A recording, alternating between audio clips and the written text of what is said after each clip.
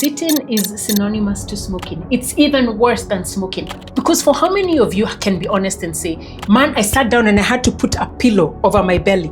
Oh, these are the things I used to do. So I'm telling you things that I know. When I was on my own weight loss journey, was it to follow a meal plan? I tried that. The times when they told me measure your foods, I tried that. I also remember cooking different meals. Like I'm making a meal for me and something different for my family. I was getting worn out. This was exhausting. This was tiring. Whenever you go on a diet, for most of us, you're going to lose something that's so critical, which is known as your lean muscle mass. Muscle is your metabolically active tissue. Muscle helps your skeletal muscle. Muscle is your longevity tool. You need muscle because what I soon realized over the years and as I've tried all these different things is, hi, I'm your host, Roseanne Kamau, a certified nutrition coach with a background in psychology. Here on Hey Sugar Podcast, you will learn how to live a healthy and sustainable lifestyle without dieting. I'll be teaching you practical tips that you can incorporate in your unique lifestyle. I am going to help you break any dieting mindset traps and show you that a healthy and sustainable lifestyle is doable. So if you're ready to change your life for good and create a healthy and sustainable lifestyle for yourself, then this is for you. Let's go. You've cut back on snacking, you've skipped your meals, you've counted the calories, you've measured the foods, you've done the juices, you've done the detox teas, but the scale's still not moving, the clothes are still not moving, and worse still, that belly fat, you're still struggling with it. And let me tell you, I see you because I've been you. I've been there and I've experienced everything that you could be going through currently. Now, what if I told you that it's not about working hard, it's not about eating less, but could we think differently? Could there be a different approach? Now, if you've been doing all these things and you're still getting stuck, girl, I want you to stick around because this episode is for you. Now, I want to take you back and I want to take you to my own story. And let's be real honest. As women, one of the things that a lot of us struggle with is not just our weight, but that proverbial mid-belly fat, right? For many of us, we do not like it. And the way I've chosen to see it is in as much as we try to follow these rules, in as much as we try to be good, in as much as we do all these things, for majority of us, and me included, it wore me down. And it's most likely wearing you down as well. Now, I do remember a time many, many years ago when I was on my own weight loss journey, when I tried to follow the plans. I tried to follow what my coaches told me. Was it to follow a meal plan? I tried that. Follow a written plan where she actually wrote everything out for me and I was told exactly what to eat, exactly when to eat it, the times to eat it. I did that. The times when they told me measure your foods, I did that. I got a scale. I mean, I'm a good student. I do pride myself in being a great student and trying to learn and trying to implement. But the thing about learning and what I love about learning is as you implement things, you get to know what's working for you and what's not working for you, right? And so I did that. I also remember cooking different meals. Like I'm making a meal for me and something different for my family. And this is what I realized as I was in that journey of learning and implementing and doing. I was getting worn out. This was exhausting. This was tiring. And this did not seem sustainable for me. And this constant having to follow rules, this constant having to stay in a box, this wore me out completely. Energy drained. Thinking about the future and thinking, is this what it takes for me to get where I need to get to? I was completely drained. And me not eating together with my family, that's not something I truly had seen as something that's viable. As someone who loves family and community, this is something I wanted us to work together and not eat two separate meals at two different times. Is this the way that life was meant to be? These are some questions that I asked myself as I was on this journey and trying to become healthy. Will I have to constantly measure my foods? Will I have to follow specific meal plans? Must I eat certain foods? Is there another way I could figure this out? Oh, have we even talked about binging?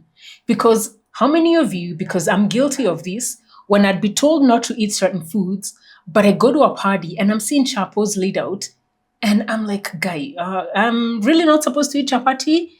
And so I would end up eating those chapos, and then I'd just feel guilty because I have been a bad girl and I've done something wrong.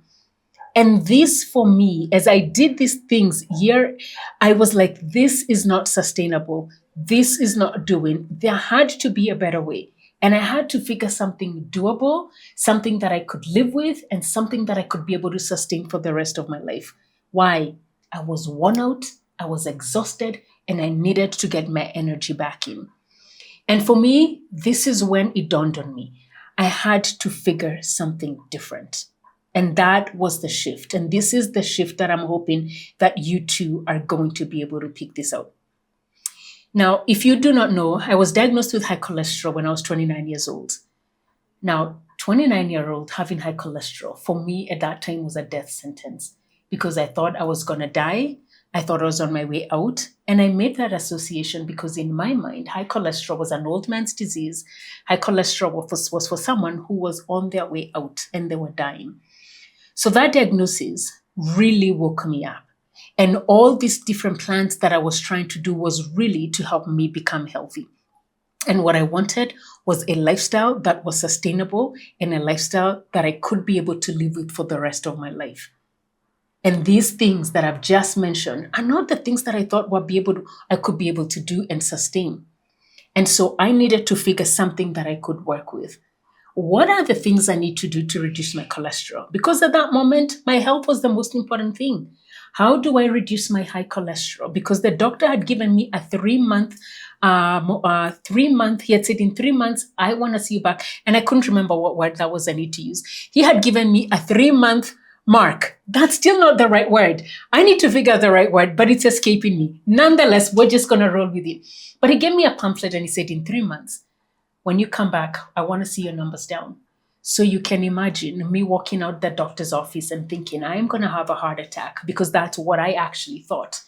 I'm walking out the doctor's office and I'm thinking, what do I need to do so that when I come back in 3 months, I can change my cholesterol numbers? And this is what I can tell you, is the changes that I made is exactly why I do what I do, which is to help you create a healthy and a sustainable lifestyle. I started focusing on what I could do. I started focusing on what I could add. I started focusing on the things that I had control over. Because what I soon realized over the years, and as I've tried all these different things, is we have control and you have control. And the biggest thing, this is what I realized, balance and moderation, when done consistently, is the answer. Balance and moderation, when done consistently, becomes your answer. It's not about cutting more. It's not about restricting more.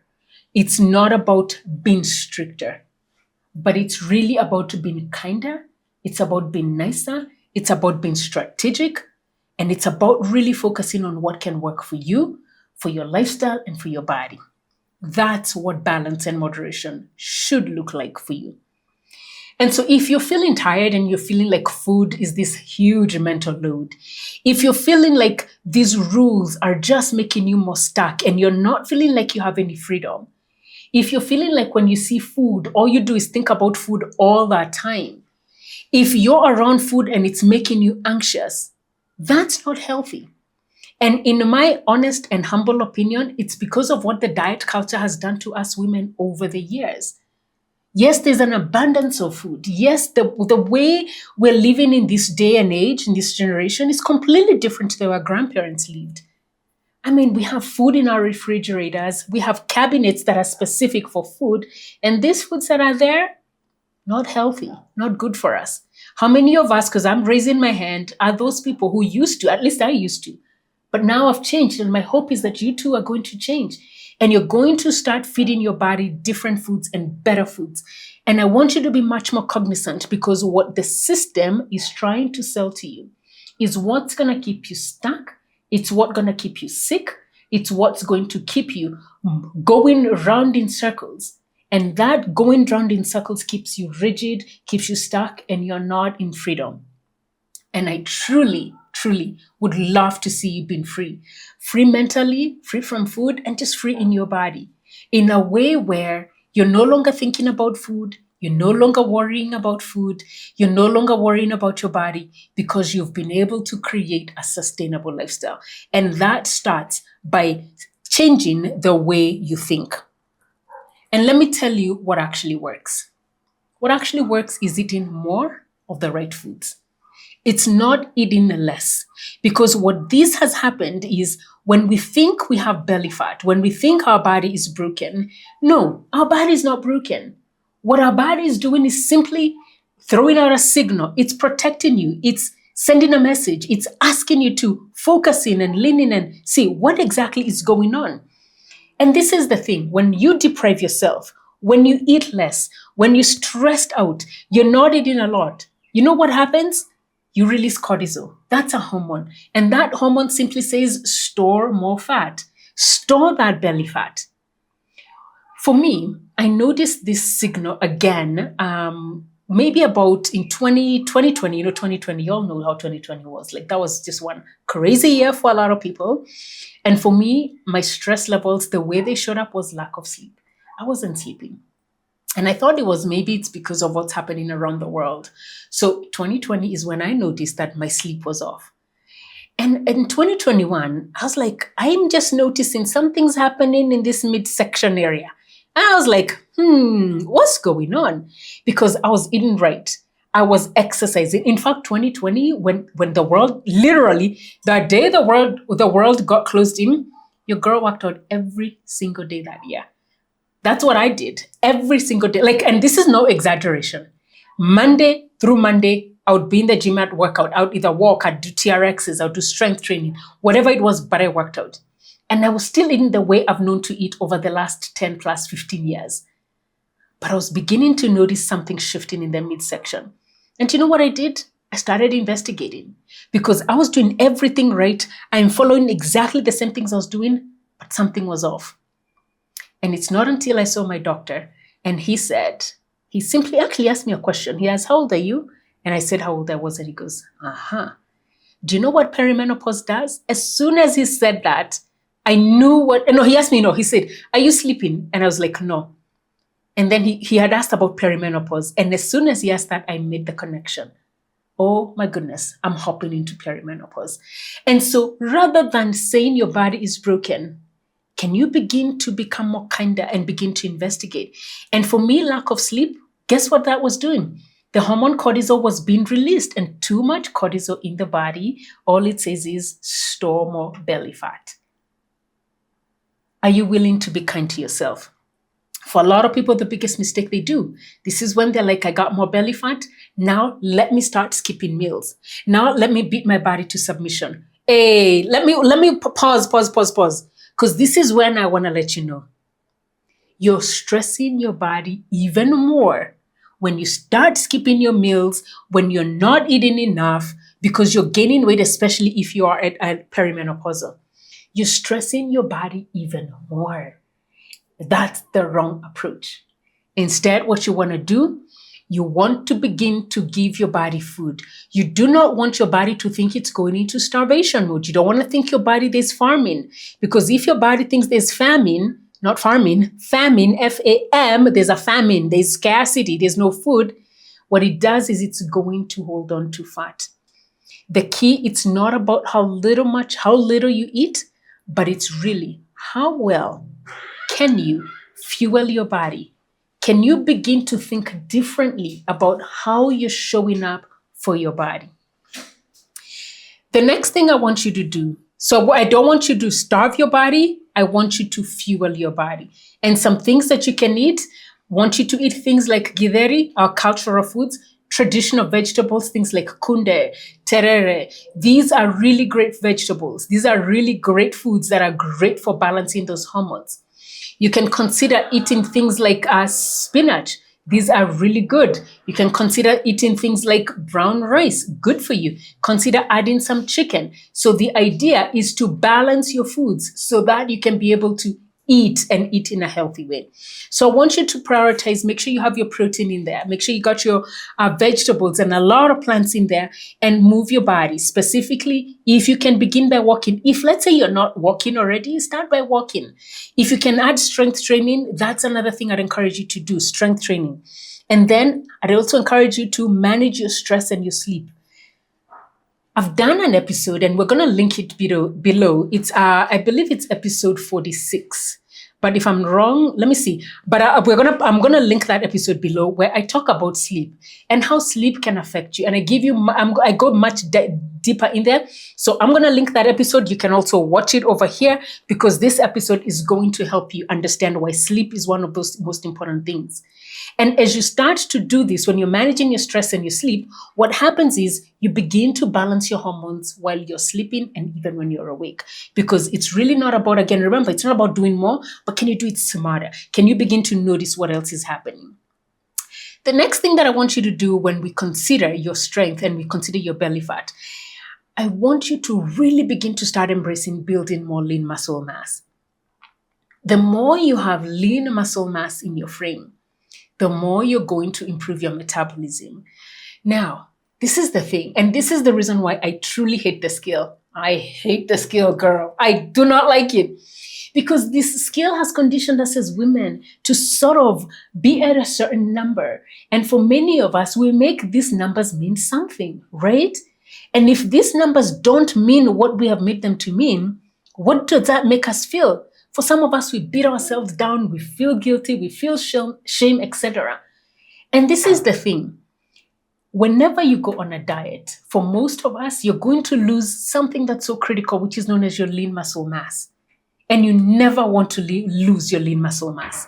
Muscle is your metabolically active tissue. Muscle helps your skeletal muscle. Muscle is your longevity tool. You need muscle. I want you to think about, how many older people do you know, 60, 70 and above, who either have knee replacement, hip replacement, joint issues, etc.? A lot of these things, what we see when they hit that age, started when they were younger, in their 30s, in their 40s, in their 50s. Why? Because unfortunately, for majority, they did not take care of their bodies in those ages. And strength training is one of those things I would strongly recommend for you. You want to retain your lean muscle mass. And the more you retain your lean muscle mass, the more you're going to change your body composition. All that means is the scale may be heavy, but when you look in the mirror, you're going to notice you look smaller. Why? Because the idea is to lose the right weight, and losing the right weight is losing fat. And so the idea of the scale, I want you to throw it out. Toss it away. If you have a scale, I truly mean it. Throw it out. Because the more you do not focus on the scale, it helps you now shift and rethink and start saying, what's the most important thing that I need to focus on? And that is fueling your body with the right foods, fueling your muscles with protein, ensuring that you're focusing on strength training. And when you do this, the idea is to lose fat, right? Like even when you wear clothes, what do you say? The scale, that's why the scale doesn't tell everything. Because for how many of you can be honest and say you have put on some clothes and you put big clothes to sort of hide your belly, right? Or you could say, I wore some pants and man, my stomach was bulging. Or you could say, man, I sat down and I had to put a pillow over my belly. Oh, these are the things I used to do. So I'm telling you things that I know. That's why they're flowing very easily, because I know these things and I know the tricks. Or even holding your baby in front of you so that you can relax. Hey, okay. Listen, truly, I've done all those things. But if that's not the way you want to live and you want to change the way you're living, can you throw away the scale? And can you focus on losing what you want to lose? And primarily what you want to lose, you truly want to lose fat. You don't want to lose muscle. You want to retain your lean muscle mass, because lean muscle mass is protective tissue. And when you starve and when you're not eating enough, your body will think it's not being fed. And guess what it's going to feed on? You heard it. You got it. It's going to feed on muscle. So it's really important that you are eating well and eating enough. And the thing I want you to do is to stay consistent.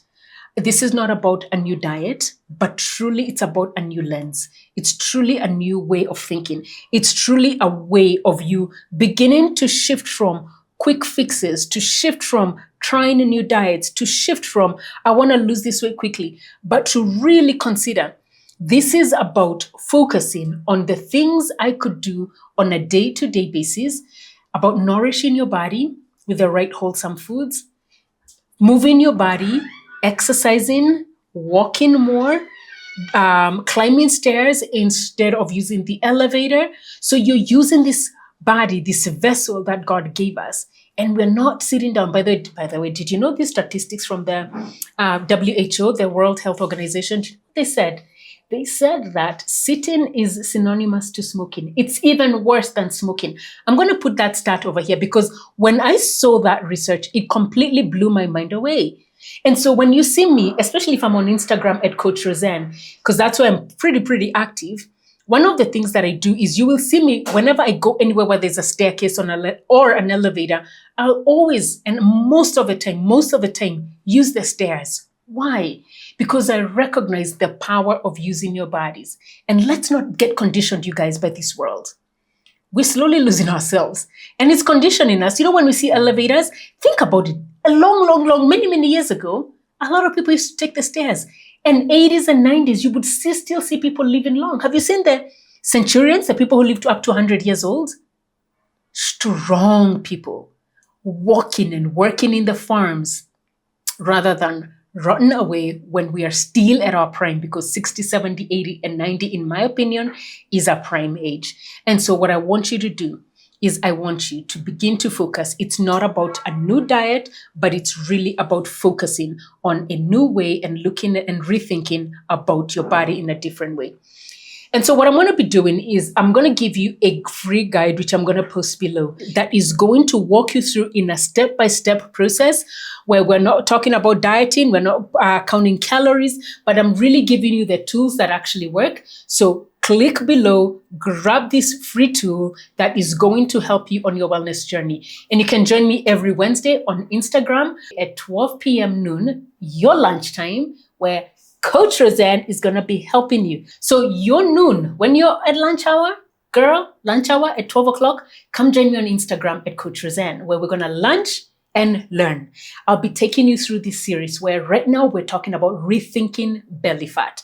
So if you're free at your lunch hour, come join me at Coach Roseanne. That's my Instagram handle. Meanwhile, download this free PDF, which I have put below here, where I would encourage you to start implementing the strategies that I've shared with you. And these are going to help you on your sustainable fat loss journey. Listen, girl, I want you to be free, and I want you not to be locked in on any rules, any diets, etc. So come join me, let's learn together, and I cannot wait to help you on this journey. And as always, remember, you've got one life, you've got one body, and I want you to treasure it.